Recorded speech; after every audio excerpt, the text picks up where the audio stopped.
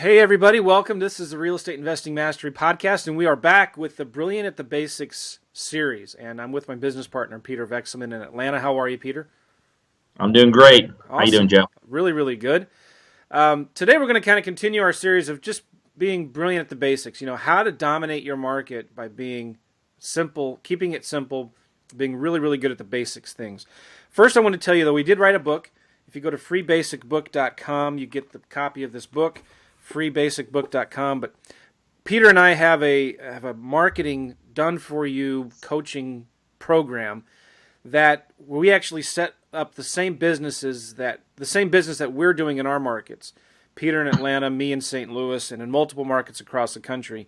And we just duplicate our systems and create the same marketing, the same websites, the same CRM systems that we're doing in our marketing. We'll set that up for our folks in their own markets. And so if you want more information about that, you just go to peterandjoe.com, peterandjoe.com. Learn more about the opportunity that we have. We have students all over the country that are crushing it right now. I just talked to somebody recently, Peter, who's done 11 deals with our marketing in his market. So anyway, today we're going to talk about, what do you do if, and we'll see where this kind of goes. It might take a different direction, but a lot of folks they do the marketing, they get a ton of leads, and they have a hard time handling the volume. It's just like a lot of calls. The marketing that we send out works, right? And so what do you do, and I'll give you this question, Peter, what do you do when you're doing all the marketing and it's working, you're getting a lot of calls, and you're getting overwhelmed with the volume of calls that are coming in? How do you handle all of those leads? Well, it's interesting you asked me that because, usually a lot of times when you're talking to people that are in this business, the problem's the opposite, right? They're like, well, how do I get my phone to ring? How do I get the marketing to work? And those are usually the things that you have to work through with. But in reality, sometimes the totally opposite happens. You're right. Sometimes it could be an overwhelming thing. In this business, there's different parts of this business that if you're not set up correctly, could be overwhelming. And it could be actually overwhelming to a level that I've seen. I know you've seen it. Literally drives people out of business. Mm-hmm. Oh, this is just too much. This is just too crazy. And so, one of the things we always talk about is that we're in a business of leverage. And not only leverage from a financial standpoint of leveraging money, we're in a business of leverage from a standpoint of people. And the great thing about this business, it really doesn't matter what market you're in. You could be in a market that's got, 10,000 investors around you, or you can be in a market that's got a couple dozen investors around you. That one thing that we always know is there's always people that are looking to get more leads into their pipeline. There's always investors out there, always wholesalers out there that are looking to do more deals. So the one thing I always tell people, look, if you got the marketing down, let's say you're working with us, and if you're working with us, I promise you're going to get the marketing down. We are going to get you more leads and more potential opportunities than you could look at. And so if you ever get to the point where you're feeling overwhelmed, all you do is you connect with a local wholesaler or a local investor. One of the things that these individuals do and need to run their businesses, they always need more deals. They're transaction people. They need more and more and more deals. So they're always looking for different opportunities and different ways to get deals and get leads coming in. So the one thing I always encourage people, hey, if you've got too much coming in, all you do is you go to your local RIA group. Go to a couple local RIA groups, and you don't have to spend more than 10 minutes in them, and you could find out right away who the top investors are, who the top wholesalers are in the area. Okay, so step one, find out who the top wholesalers are. Step number two, contact them and just let them know, look, my strength is marketing. I'm doing that really well. I got more leads than I know what to do with. So how about you and I do this? I'll be the marketing arm of this partnership. You do let's say the flipping, the wholesaling side part of this. And then you guys can figure out who actually structures the leads. Most of the time, these wholesalers will actually take a raw lead and they'll walk the deal all the way through. They'll go meet with the sellers, they'll go structure the deals, and they'll actually flip them back in. So you tell them, look, I'll get you opportunities. I'll get you leads. And that's what you do. You do maybe a 50-50 split. Maybe if they're doing more of the work, you do a 60-40 split. Who cares? Bottom line is this. You got a machine that's generating leads. You got somebody on the back end that's handling the leads. You're pretty much positioning yourself in the middle. Talk about leverage in this business. They do the deals. They negotiate.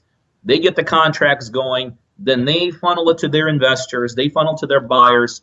They flip the deals, and you basically split in the lead, and you're splitting the profits. I mean, what a great way to do that. So again, leverage, leverage, leverage. Anytime you get in a position where you're getting overwhelmed, it doesn't matter what. We happen to be using this marketing angle right now. But at any position in this business that you're overwhelmed, you could always leverage off other people's talents and resources. Yeah, and you don't have to.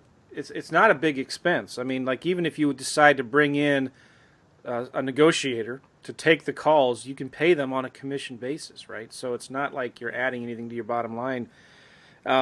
It's not like you're taking away anything from your bottom line, is what I meant to say. I forgot what I was going to say. Oh yeah, the biggest complaint we get from our partners that we're doing the marketing for is, I got too many leads. I'm overwhelmed. How do I keep up with these volume of leads? And we're just keeping it simple. We're just doing some basic direct mail marketing, and we're going into Craigslist and we're scraping leads and then sending text messages for our clients. I was thinking while you were talking of a book I read called The Pumpkin Plan. Really, really good book. Everybody should read that. And I wish I could remember the guy's name, but it's an excellent book. It's called The Pumpkin Plan. And it's about growing giant pumpkins.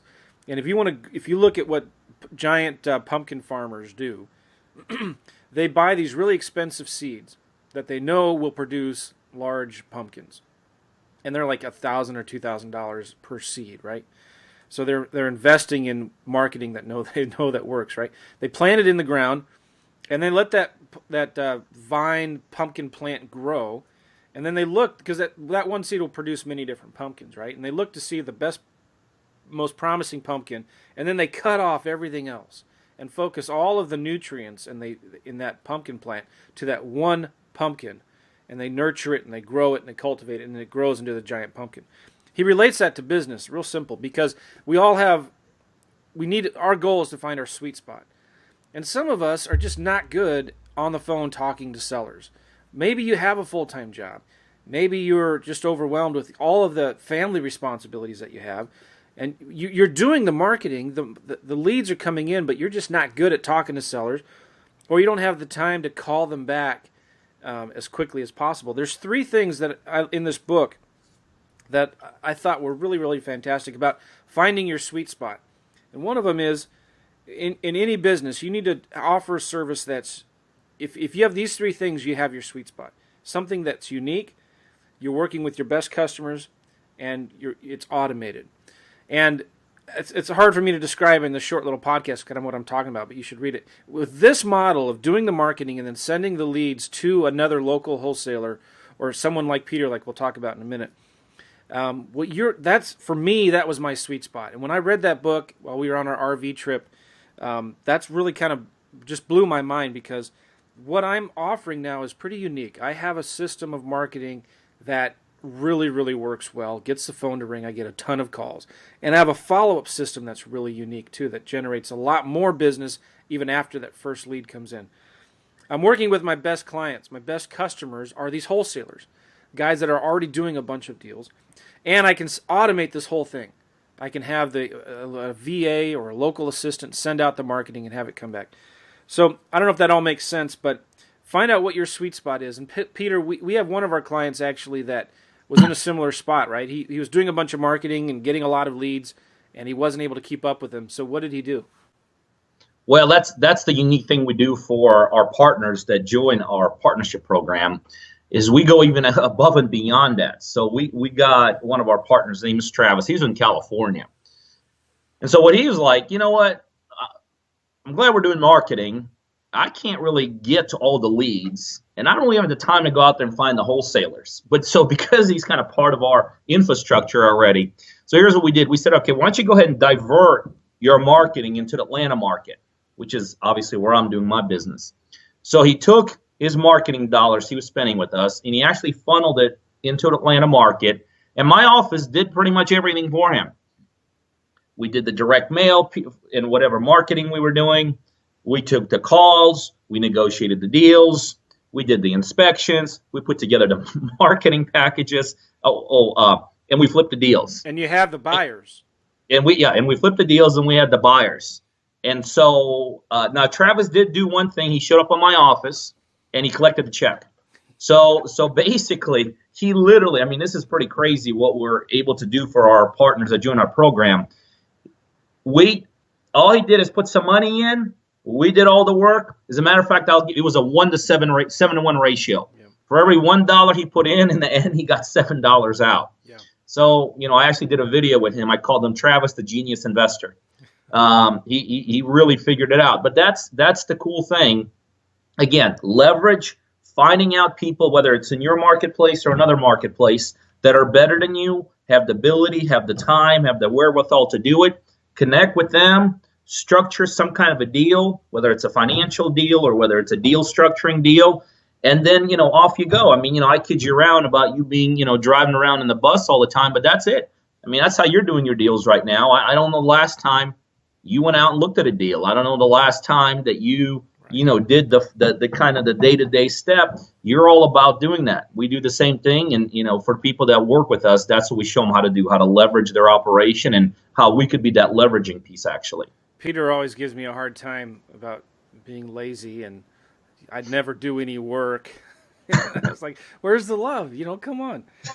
I do work. I work really hard. See, it's all about working, and this is an overused phrase. It's all about working on your business, not in your business, right? And I think I've found that the less you work, the more you make. The less you work there in the middle and all the details, and the more you can outsource it, the stuff that's important to the right people who are good at it, the better off you are. Now, with Travis, we're not making any income claims. We're not guaranteeing that, those results are not typical. We just got to be real clear about making income claims. But it's really, really important that you look at what's the best use of your time. What are you good at? Because when you are partnering with another wholesaler, you may actually be making more money per deal than you would if you were on your own, even though you're splitting the profits. And let me explain it this way. Peter and his team, they have excellent negotiators. I mean, you have like 10, 12 people in Peter's office that are negotiating all day, every day with dozens and dozens of sellers, each person. And these guys are good at negotiating deals, right? They're probably better at it than Travis is. So they're going to get it at a lower price than Travis could probably buy it at. And Peter has better buyers than probably you could find on your own. I mean, he's got guys that are willing, because his buyers list is so big, he's got buyers that will pay more for the properties. So not only then is he negotiating a lower price, he's also selling it at a higher price than what you could probably do on your own. And when you're working with a good wholesaler, you got to look at the big picture. I mean, if you're looking at your return on your time, you're going to make way more money with partnering with the right people. Bottom line. So, very good, Peter. I can see your window is open there in the back. It must be warm in Atlanta. You had a big, huge ice storm recently, didn't you? We had a big scare. Most of it did not materialize, but they did forecast it, and based upon the forecast, we shut Atlanta down. But yeah, it's awesome here today. I'm actually in my home office still here, and it's probably about 50, 60 degrees outside, and perfect weather. I'm looking at snow and 20-something degrees. But anyway. That's why we live in the South. That's right. So listen, guys, go to peterandjoe.com, peterandjoe.com to get more information about how to work with me and Peter, how we can do your marketing for you, set up your systems. It's basically a simple business in a box that we can duplicate. We've duplicated it all over the country. It's working. It's working really, really well. And on there, you can also find more information about how you could possibly work with Peter in the Atlanta market. It's not open for everybody. It's an application process. We want to make sure that you're going to be a good fit. All right, guys, go to peterandjoe.com to get more information. Thank you, Peter. See ya.